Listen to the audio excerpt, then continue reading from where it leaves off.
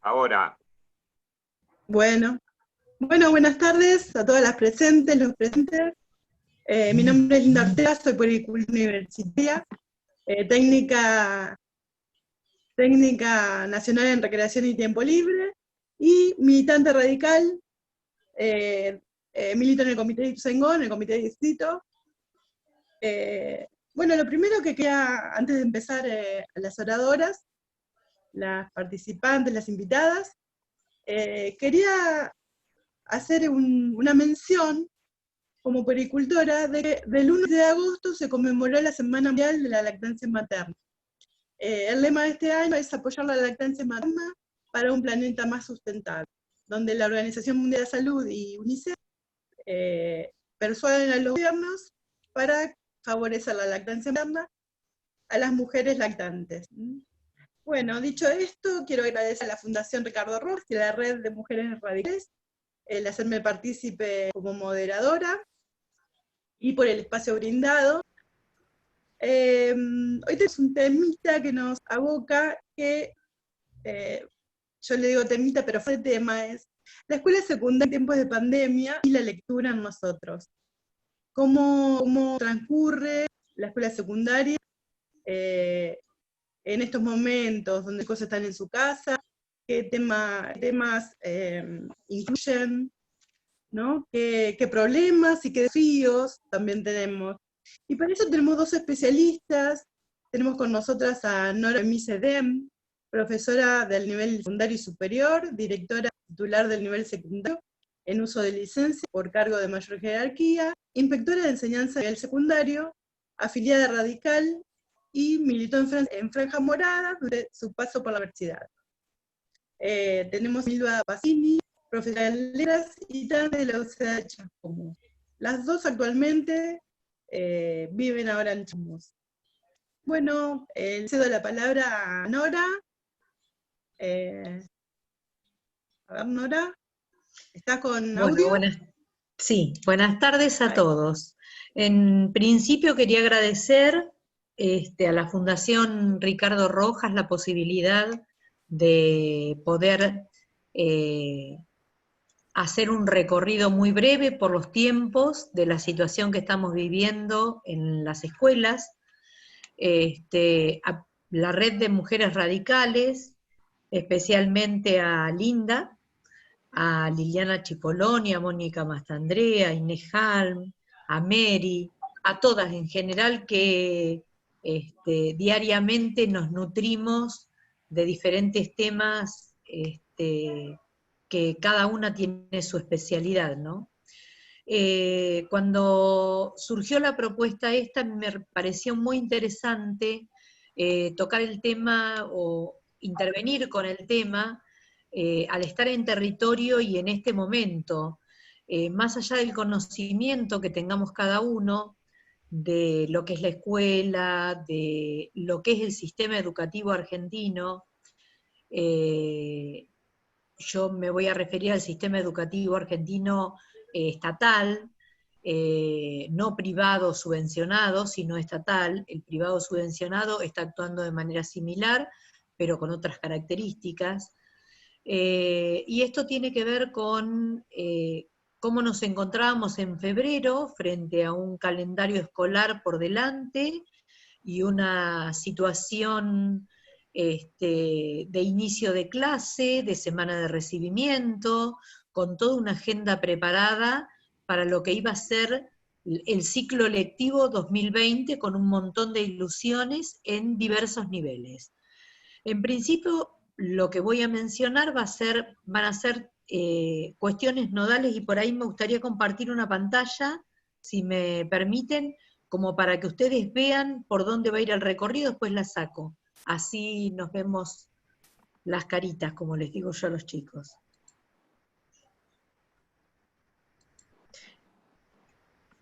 Esto me tienen que habilitar. ¿ahí? No. ¿No? No.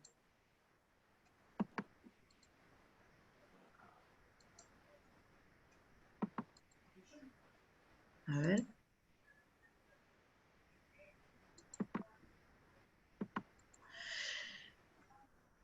Voy hablando mientras vos probás, Luis, ¿te parece? Sí, ahí me parece que ya Ahí está. está, Sí. fantástico, sí. Ahí está.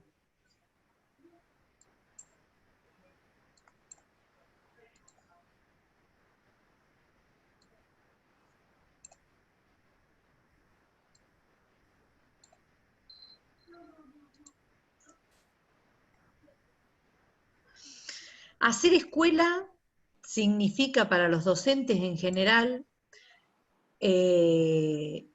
luchar por el derecho a la igualdad a la educación y garantizar la misma como lo establece la ley. No es proclamar la igualdad de oportunidades, no es una proclamación, sino que es un hecho en situación. Esto yo lo pensé y lo dividí en la institución escuela como edificio, y en esta institución escuela como edificio pensé en cómo hacemos escuela diariamente, el concurrir a la escuela con lo que es la comunidad educativa que participa activamente y la inclusión de los padres. Por eso fue que empecé con institución escuela y abajo ustedes ven comunidad educativa. La institución escuela en la normalidad antes nos daba certezas, y yo empecé hablando de un calendario de actividades docentes a desarrollar durante el año. ¿Y cómo veníamos en ese calendario? Veníamos en transición, salíamos de una escuela tradicional, histórica, secundaria, que a partir de 2006 se incluyó dentro de la ley nacional, la 26.606, la educación y la inclusión para todos los estudiantes. A la escuela primaria le costó 100 años lograr la inclusión plena. Nosotros vamos paso a ello, camino a ello, de manera despacio, lenta, para estos tiempos que son muy veloces. Y por otro lado, la misma ley nos marca, y las resoluciones y las normativas nos dan un marco de una escuela deseada para lo que es el siglo XXI. Esta escuela que nosotros vivimos diariamente está atravesada por una serie de variables, que son la falta de recursos, los estados edilicios malos, y la escuela cumpliendo diferentes funciones asistenciales, entre otros. Estos tres ítems me pareció importante remarcarlos. Cuando irrumpe la pandemia, en febrero, como empecé con el calendario de actividades docentes, nosotros estábamos por delante teníamos todo el ciclo lectivo, la planificación, todo lo que, las acciones estatutarias, todo lo que tiene que ver con la actividad burocrática y administrativa que lleva el sistema educativo. Y hablo de provincia de Buenos Aires, en el resto de las provincias será similar porque estamos todos bajo el mismo paraguas. Nosotros nos encontramos el 20 de marzo con que algo que nosotros a principio de mes o fines de febrero veíamos muy lejos porque ocurría en Europa y ocurría en China y no nos había llegado. El 20 de marzo llegó una normativa y nos dijeron, cada uno a su casa, vamos al plan de continuidad pedagógico, no se puede dar más clases. Entonces, las clases que estábamos acostumbrados a dar en presencialidad se transformaron como de prepo y a presión en clases virtuales. Y ahí entramos en un mundo que perdió la certeza, porque cuando hablaba de certeza, voy a dejar de compartir. A ver, si lo puedo bajar. Cuando nosotros hablábamos de certezas,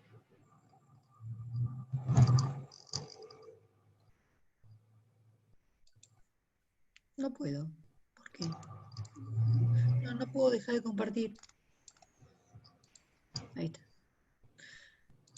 Ahí dejé de compartir y amplío.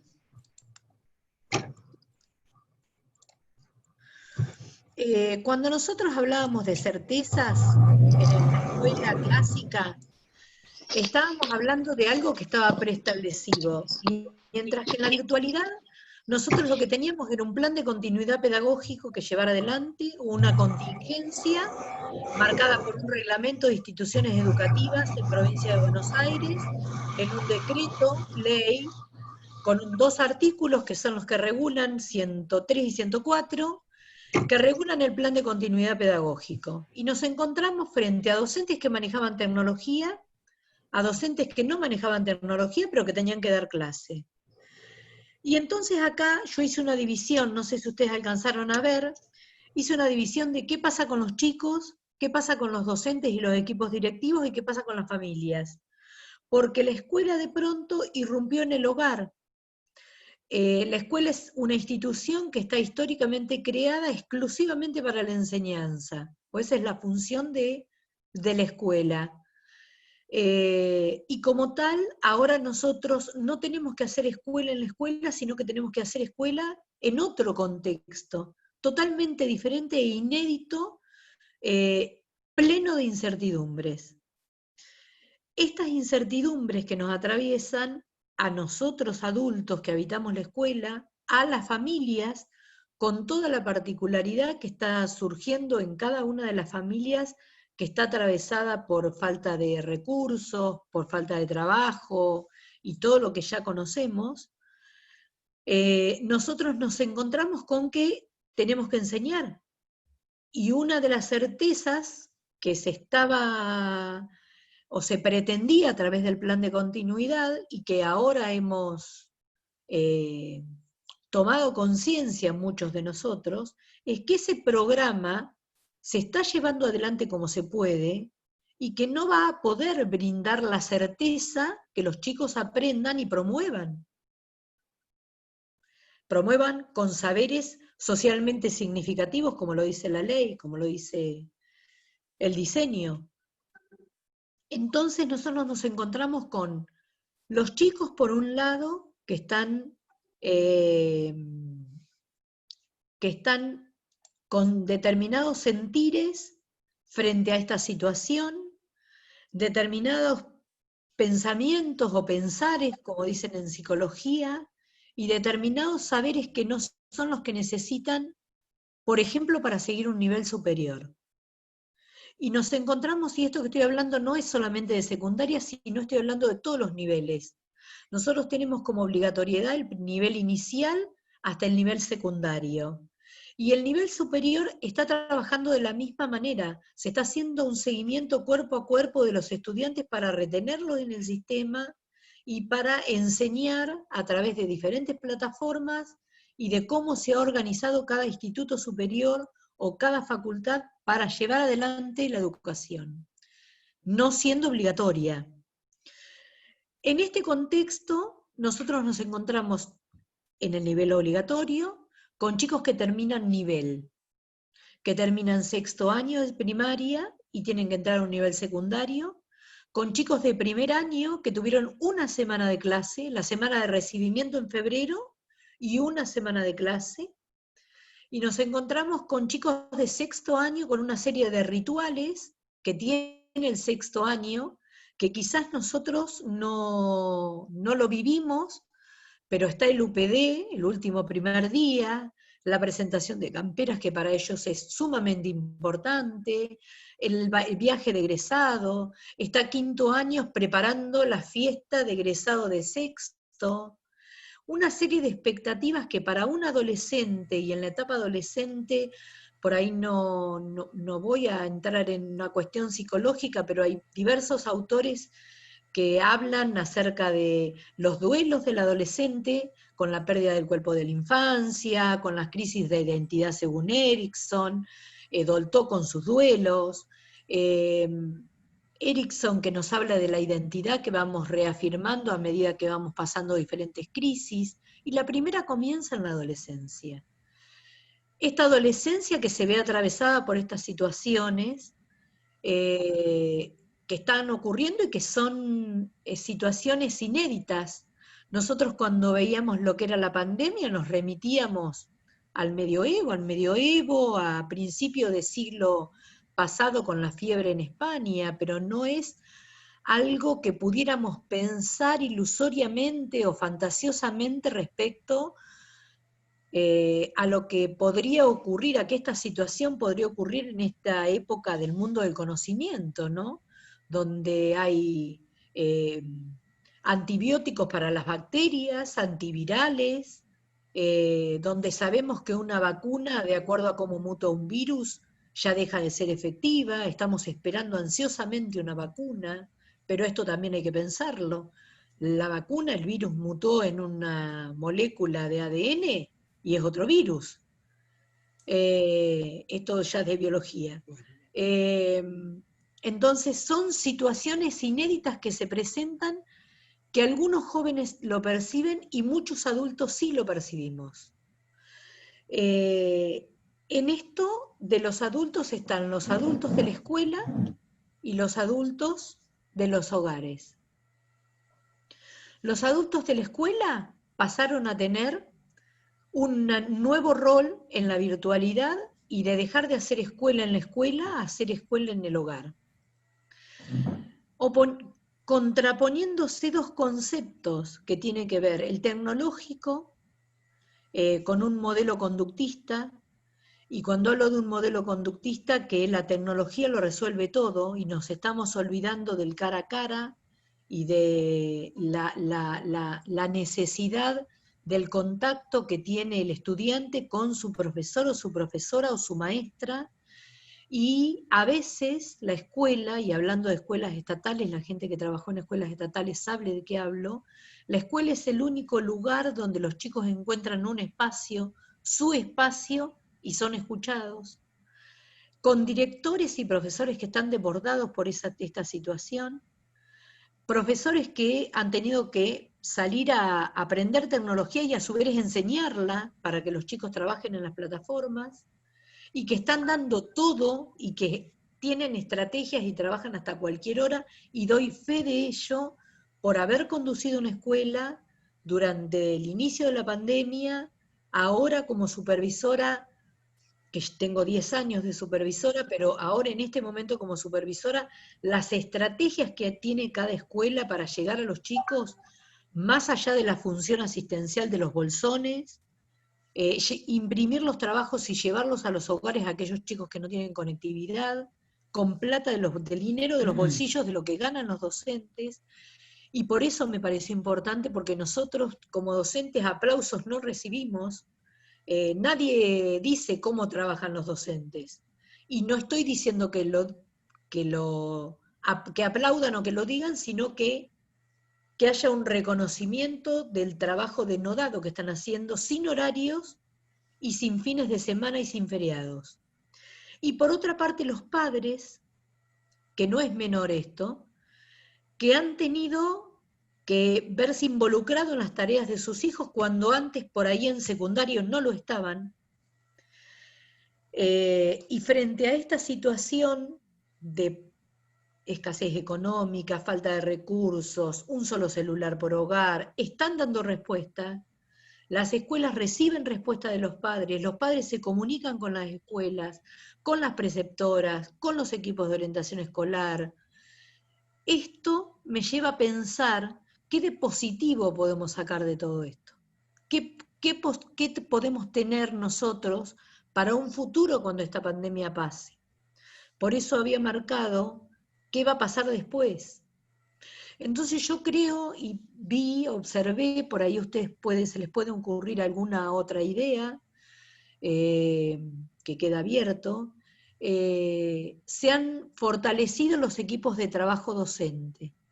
Estos docentes que antes trabajaban en una escuela tradicional, ahora tienen que trabajar en una escuela en la diversidad, donde no es lo mismo preparar una clase y tener que dar respuesta uno a uno, porque cada uno necesita una respuesta, y en esa respuesta y aclaración y orientación tengo que tener en cuenta en aquellos chicos que aprenden rápido y aquellos que no aprenden tan rápido y que necesitan otra cosa que no es lo que estoy dando.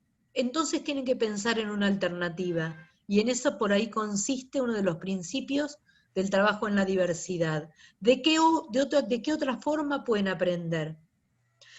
Y otra cuestión no menor y que va a quedar, no va a reemplazar, va a quedar como fortaleza, que el docente va a hacer uso de la tecnología para diseñar sus prácticas. Esto me parece que es algo que va a quedar. Y no menos importante, es la relación que se ha establecido entre los padres del nivel secundario, y la gente que ha trabajado en secundario lo sabe, y la escuela.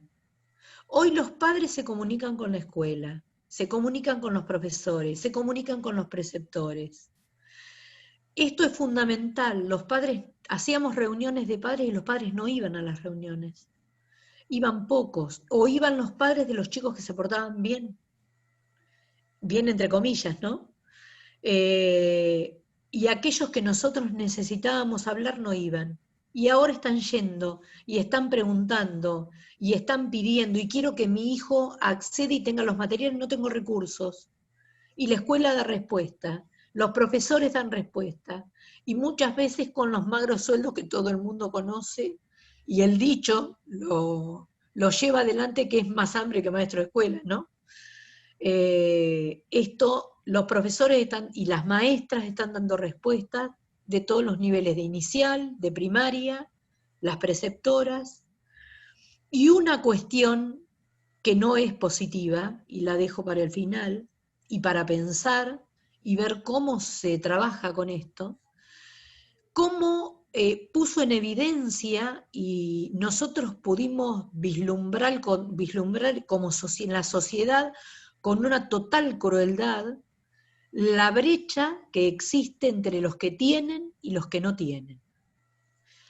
De chicos, de adolescentes, de niños, de familias y de profesores.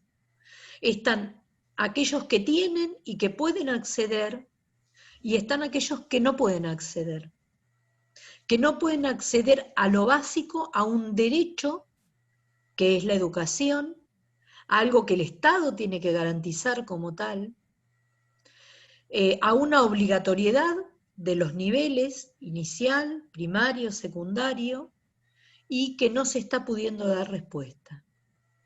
Entonces, creo que esto, por ahí sería un poco la idea, tengo más cosas para decir, pero sería un poco la idea para pensar en de qué manera trabajar este tipo de cuestiones como para tener una sociedad que cumpla con las leyes, pero especialmente que sea de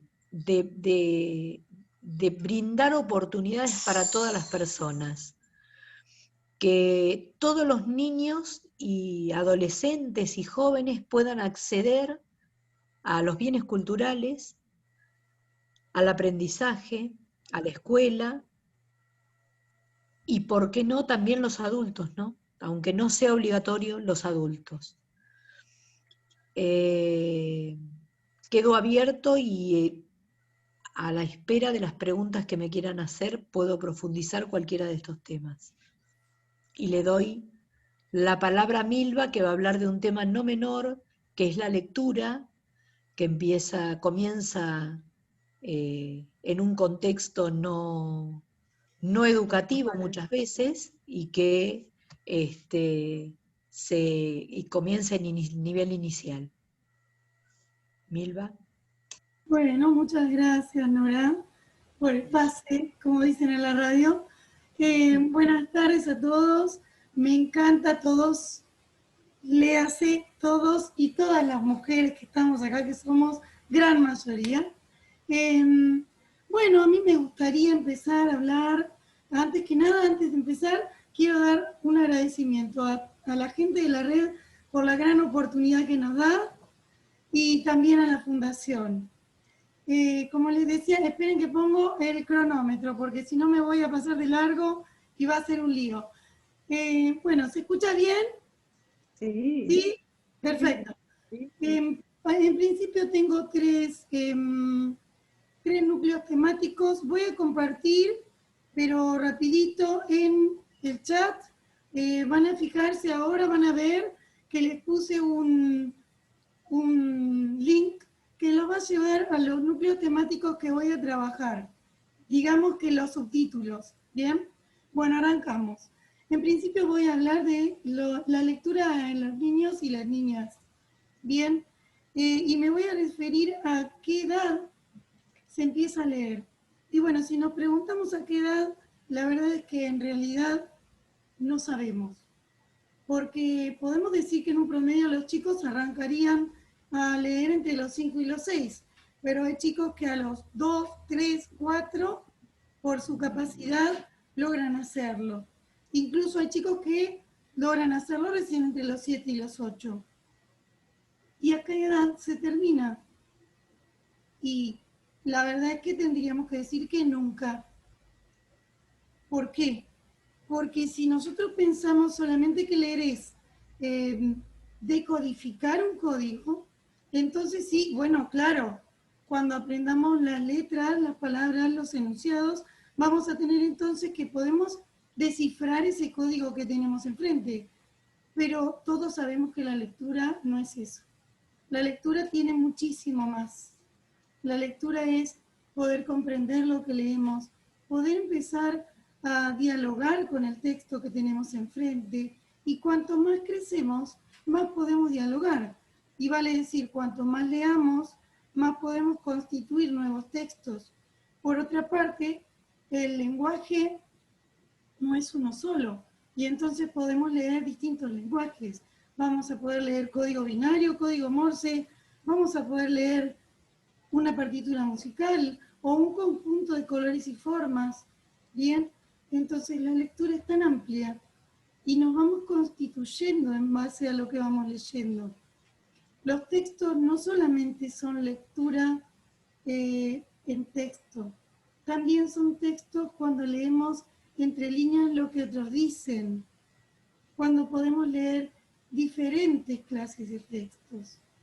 Y entonces ahí nos lleva a preguntarnos qué significa leer. Y bueno, leer viene de legere o legere, hay discusión sobre eso, que es un término del latín. Y también viene, ¿qué significa leer? Y también viene de leg, que es del indoeuropeo, y que quiere decir recopilar datos, recolectar, juntar. Y claro, sí, juntamos palabras, juntamos símbolos, juntamos significados en la lectura. Entonces, ¿cuánto que nos perdemos cuando nos perdemos de leer? Hace poquito fue el Día del Lector. El 24 de agosto para nuestro país es el Día del Lector porque es el día del nacimiento de Jorge Luis Borges. Y se hizo entonces una divulgación de poesías en las cuales pude participar, por suerte. Eran postales que daban a todos los distintos lugares de la SADE, que es la Sociedad Argentina de Escritores, un espacio para dar a otro lo que uno escribe. Y es muy lindo. Cada 24 de agosto, acuérdense que hay que hacer actividades de lectura, y hay que divulgar la lectura, lo que queramos. Pero aunque sea leerle a un chiquito, a uno grande, leer, disfrutar de la lectura. Y después quería comentarles, ¿por qué los chicos no quieren leer? Y bueno, un niño no quiere o una niña no quiere leer y se aburre cuando el texto se lo hace leer obligatoriamente, cuando le dicen lee de acá hasta acá, cuando no les interesa lo que están leyendo, cuando quizás esa lectura es muy avanzada para su edad, o al revés, es una lectura muy aburrida porque es muy fácil. Y entonces la pregunta sería, si la lectura no acaba nunca, ¿por qué no les damos a leer lo que quieren leer?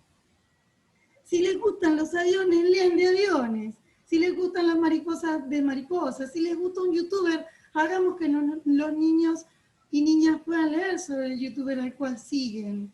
Y estoy segura de que les va a encantar. Pero hay otra cosa.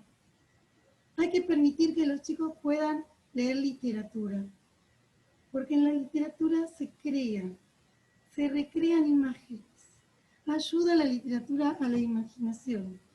Luego voy a retomar esto. Bueno, y ahora me gustaría hablar de la lectura en pandemia. La lectura en pandemia es difícil, porque hay que empezar a preguntarse en qué tiempo, y si es real que hay más tiempo en pandemia, o si en realidad estamos en una complicación con eso. Y la verdad es que tenemos pocos tiempos, sobre todo tenemos pocos tiempos las mujeres. Se ha demostrado que en la pandemia las mujeres tenemos más actividad que antes, pero sin ir a las mujeres, creo que todos estamos complicados con nuestro espacio-tiempo. Busquemos un lugarcito que sea para nosotros agradable en la casa, y también busquemos un tiempo en el cual podamos disfrutar de la lectura. Que no sea un tiempo en el cual tengamos que atender otras cosas, como solemos hacer, que miramos esto, aquello otro, y además estamos leyendo. ¿Sí? Busquemos una lectura que realmente nos agrade. Y hay sobre esto que pensar mucho, porque leemos cosas que no nos gustan. Por ejemplo, para informarnos, ¿qué hacemos? Solemos leer en las redes sociales informaciones que sube alguien y que de pasada, como somos curiosos, nos ponemos a leer. Y esta no sé si es tan información, ¿no? En el sentido de que quizás si queremos informarnos, tendríamos que investigar el tema que nos guste a nosotros. Tomarnos el tema, googlear, por ejemplo, qué nos gusta leer, qué información queremos tener. Porque a veces en la información se nota mucho lo que el que hizo esa información quiere darnos. Se nota mucho la intención. Quieren influir sobre nosotros. Y entonces se vuelve una cosa emocional, por ejemplo, la información, que nos quita mucho. Si vamos a mirar un asesinato, una muerte, si vamos a mirar noticias sobre una violación, si vamos a mirar noticias sobre robos, me parece que en situación de encierro, y por eso lo tomé en lectura en pandemia, no sé si es lo más adecuado que pasemos muchas horas observando y leyendo estas informaciones. Quizás tendríamos que pensar en qué queremos de esa información y buscar realmente qué queremos leer de la información. Esto sería lectura entre fastidiosa o informativa. Sí, yo lo defino de esta manera. Decidamos nosotros qué leer. Y la otra lectura de la que quiero hablar en pandemia es la que más me gusta, porque soy profe de letras, que es la literatura. ¿Bien? La literatura que nos va a llevar, yo siempre digo que si uno lee literatura puede tener tantas vidas como quiera. Porque cuando leemos literatura, por ejemplo una novela, el narrador puede ser un niño, puede ser un adulto, puede ser un viejito, puede ser una señora, una chica, puede ser incluso hasta un animal. Vamos a ir mirando desde qué lugar nos van contando la historia. Y entonces vamos a poder leer incluso desde otras épocas.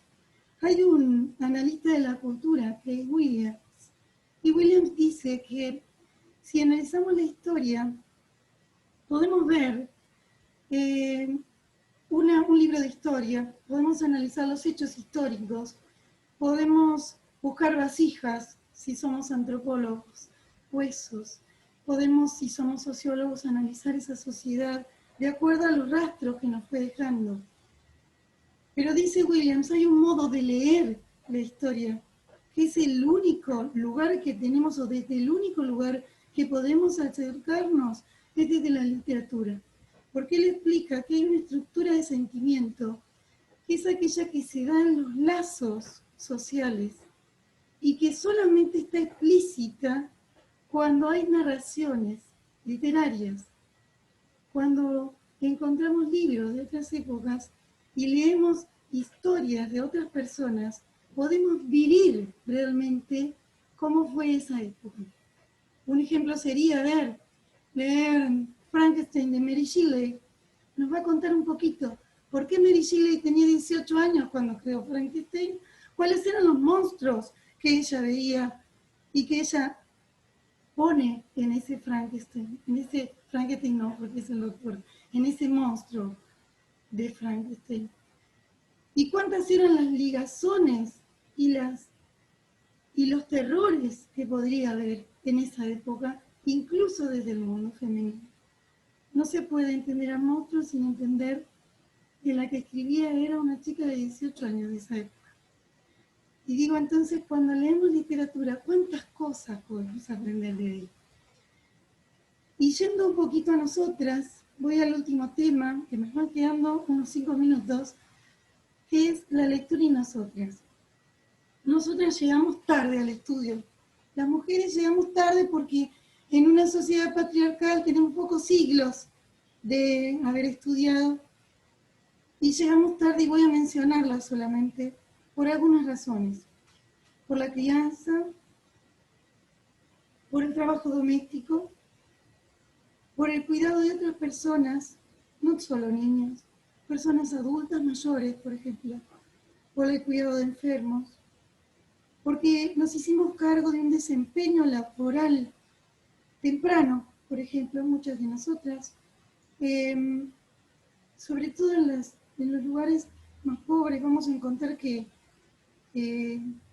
estudiar es una complicación, porque hay que empezar a trabajar de muy jóvenes. Incluso llegamos tarde al estudio porque hoy en día mayormente las estudiantes universitarias trabajan y estudian, pero trabajan. Y no obstante todo eso, hay un acercamiento a la universidad y al estudio terciario que está buenísimo, del lugar de la mujer en Argentina. Hoy se calcula, estaba leyendo esta tarde para presentar esto, ¿no? Está en el link que lo pasé, tiene bibliografía, un montón de cositas que estuve buscando. Ay, me olvidaba, para lectura les dejé un montón de links para lectura para niños, adolescentes, adultos, que van a poder encontrar ahí para que puedan leer sin tener que gastar, por ejemplo, y sin tener que exponerse en pandemia. Bueno, pero volviendo, las mujeres en la universidad hoy superan el 10% a los hombres. Tenemos un 75% más o menos en humanidades, carreras humanísticas, no humanidades. O sea, psicología entraría, antropología, sociología, todas estas ciencias sociales, periodismo, bien. Y un 73% en medicina, o sea, ciencias médicas. En odontología es una barbaridad, digámoslo. Solamente en ciencias aplicadas hay menos cantidad de mujeres, que dan 35 con respecto al hombre. Tenemos un 10% de mujeres en toda la carrera, más que hombres, cualquier carrera universitaria, y un 10% más en egreso. Un 61% de los egresados en Argentina son mujeres. ¿Y por qué menciono todo esto? Tiene un porqué. Y es lo siguiente. No por una cuestión de competitividad, muy lejos de mí esto, sino porque veo que hay una transformación social que se está dando y se va a seguir dando a partir del reconocimiento de la mujer y del lugar de la mujer. Porque, a ver, si tenemos que ir al médico y el médico es médica, si cuando vamos a estudiar quien nos enseña es una mujer, si cuando vamos a cuidarnos nuestra dentadura hay una odontóloga, si cuando la antropóloga es mujer, digo, me da la impresión de que no va a quedar alternativa, que es una transformación social que va a rejuvenecer a la sociedad. Y a eso voy. creo que la sociedad tiene un solo lugar hoy, preponderante para crecer. Porque hay muchos, pero el que primero se va a dar, según lo que yo pienso, y puedo equivocarme, es la de la entrada de este actor, que es la mujer. Había 2 actores, hay muchos más, pero los 2 que primero para mí van a entrar en la trama social para transformarla son, en primer lugar, las mujeres y en segundo lugar, los niños y las niñas. Porque si entramos nosotras las mujeres, van a entrar los niños y las niñas, forzosamente van a entrar. ¿Y a qué voy con esto? Creo que tenemos que lograr no una competitividad, sino una unión distinta. Una unión social que venga del lugar de escucharnos, que venga del lugar de recrear una manera de actuar en conjunto. Todas las luchas femeninas tienen que tener hombres. Los hombres, yo realmente admiro a muchos hombres hoy que están deconstruyendo sus mandatos. Esos mandatos que nos dieron a nosotras, también se las dieron a los hombres. También los pusieron en ese lugar del no fallar, del prodigar alimento a su familia, estos mandatos de ser el más fuerte, no llorar nunca, a ver. Yo admiro realmente a los hombres que se están deconstruyendo y reconstruyendo en base a un diálogo distinto. Y a nosotras, chicas, ¿qué les voy a decir? Más fuerza que la que estamos poniendo, realmente no encuentro. Y me pasé 2 minutos, disculpen, esto es todo lo que quería decir y estoy también abierta a cualquier pregunta. Muchas gracias. Linda, ahora te toca a vos, pregunten ustedes.